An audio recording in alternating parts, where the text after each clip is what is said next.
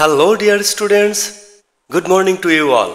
বন্ধুরা, তোমরা যে যেখান থেকে আজকে আমাদের এই ইংলিশ ক্লাসে যোগ দিয়েছো সবাইকে অনেক অনেক প্রীতি এবং শুভেচ্ছা জানিয়ে শুরু করছি আমাদের আজকের ইংরেজির ক্লাস।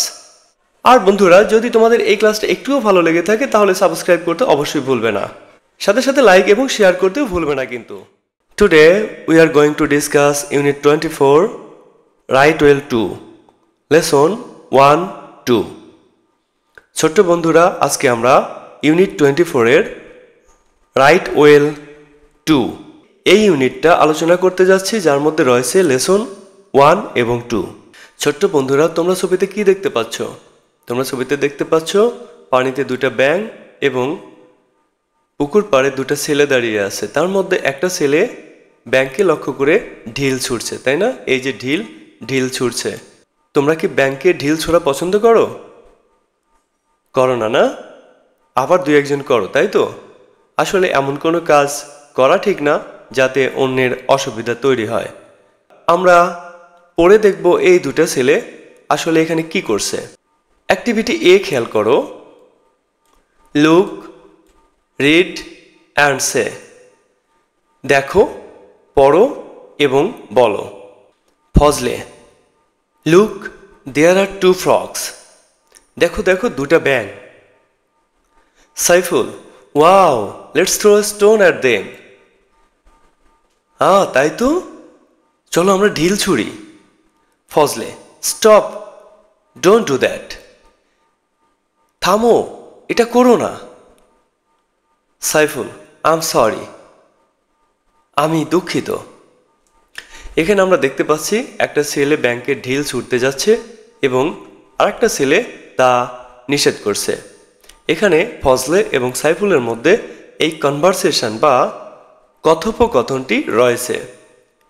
তোমরাও নিজেরা এরকম কথোপকথন প্র্যাকটিস করতে পারো, তোমাদের ভালো লাগা খারাপ লাগা এটা নিয়ে। এখানে খেয়াল করে দেখো, বড় হাতের অক্ষর ব্যবহৃত হয়েছে, এই যে এল বড় হাতের, টি বড় হাতের, এরকম আরও বড় হাতের অক্ষর আছে। বড় হাতের অক্ষর ব্যবহার করা হয়েছে, তারপরে ফুল স্টপ ব্যবহার করা হয়েছে, তারপরে আমরা দেখছি আরও একটা চিহ্ন ব্যবহার করা হয়েছে। এই যে এই চিহ্নটার নাম কি তোমরা জানো? জানো কেউ কেউ, না? সবাই কি জানো? ঠিক আছে, তোমরা না জানলেও সমস্যা নেই, এখনই জেনে যাবে। তোমরা এই বাক্যগুলো খেয়াল করে দেখো তো। What a beautiful day today.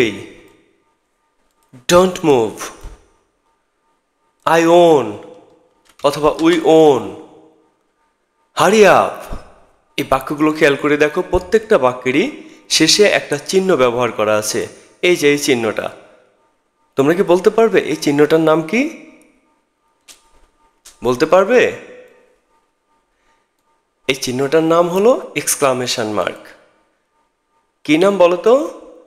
নাম হলো এক্সক্লামেশন মার্ক, মানে বিস্ময়সূচক চিহ্ন। এই চিহ্নকে বলে বিস্ময়সূচক চিহ্ন। মনে থাকবে তোমাদের, এই চিহ্নটার নাম বিস্ময়সূচক চিহ্ন।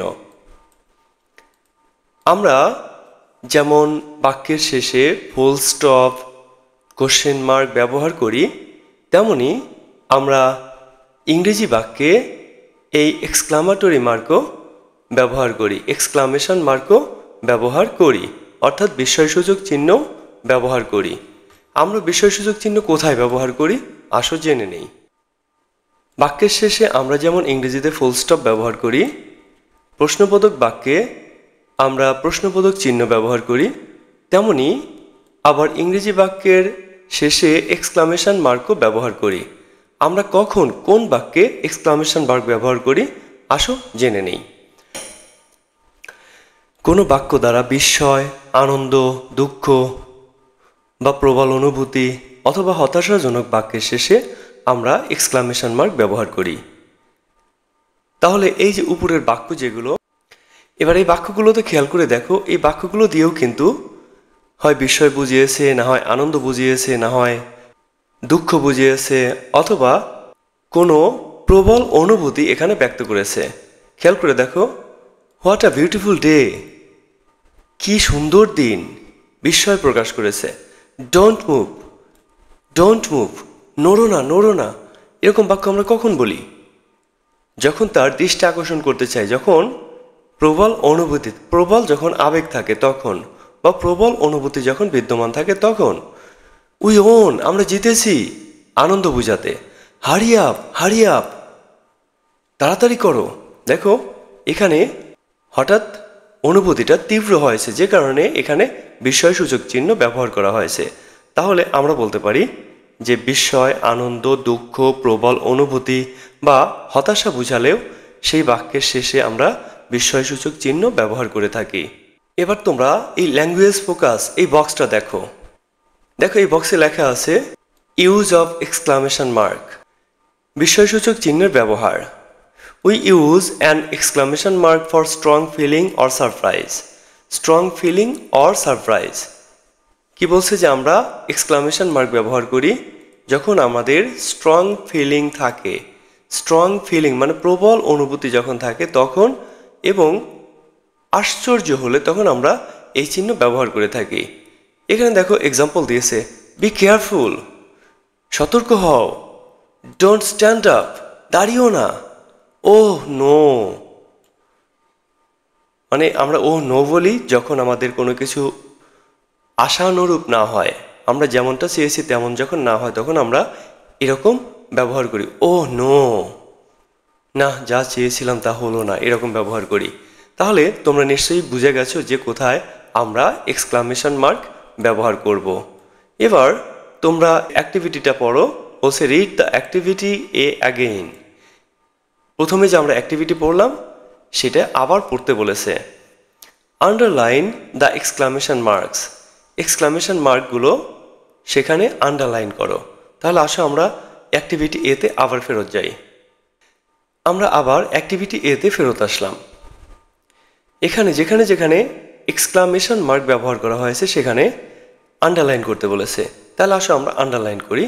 দেখো এখানে লুক, দেখো দেখো দেখো, এরকম আবেগ প্রকাশ করেছে বলে এখানে লুকের পরে বিস্ময়সূচক চিহ্ন ব্যবহার করা হয়েছে।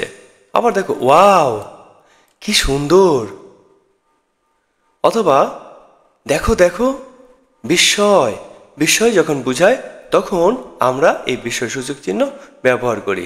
এখানেও দেখো ব্যবহার করা হয়েছে, এখানেও ব্যবহার করা হয়েছে। আবার দেখো স্টপ, থামো থামো, এখানেও কিন্তু আবেগ কাজ করেছে, যে কারণে এখানেও বিস্ময়সূচক চিহ্ন ব্যবহার করা হয়েছে। দেখো এখানে আর কোনো বাক্যে আবেগ এরকম প্রকাশ করেনি, তাই সেখানে বিস্ময়সূচক চিহ্ন ব্যবহার করা হয়নি। তোমরা এবার অ্যাক্টিভিটি সি দেখো। অ্যাক্টিভিটি সিতে কি বলেছে? অ্যাক্টিভিটি সিতে বলেছে add capital letters and exclamation marks.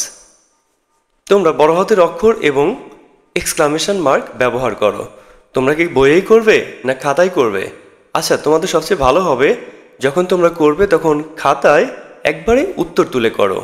অর্থাৎ তোমরা যখন এই বাক্যটা লিখবে তখন একবারে সঠিকটা তোমাদের এক্সারসাইজ বুক যেটা মানে খাতায় তোমরা সেটা লেখো। কি করবে? তোমরা বড় হাতের অক্ষর বসাবে এবং শেষে অর্থাৎ যেখানে বিস্ময় প্রকাশ করেছে বা আবেগ প্রকাশ করেছে সেখানে আমরা বিস্ময়সূচক চিহ্ন বসাবো। তাহলে আমরা দেখি কোথায় আবেগ বুঝিয়েছে। স্টপ নাও, থামো থামো, তাহলে এখানে আমরা বিস্ময়সূচক চিহ্ন বসাবো।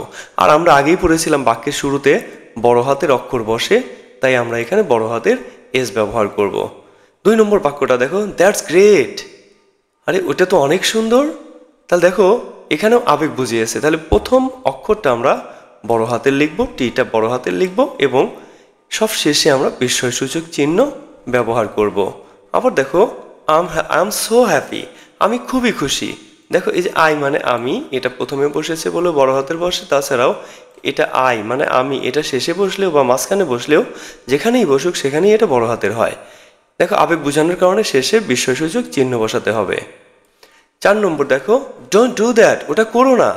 এখানেও দেখো প্রথম অক্ষর বড় হাতের হবে, কারণ প্রথম অক্ষর সবসময় বড় হাতের হয়। আর ডোন্ট ডু দ্যাট, ওটা করো না, এখানে বিস্ময়সূচক চিহ্ন হবে। কাম হেয়ার নাও, এখানে আসো এখন, এই যেখানেও আবেগ বুঝিয়েছে যে কারণে এখানে সি বড় হাতের হবে আর শেষে বিস্ময়সূচক চিহ্ন হবে। আবার 6 নম্বর দেখো, হুররে।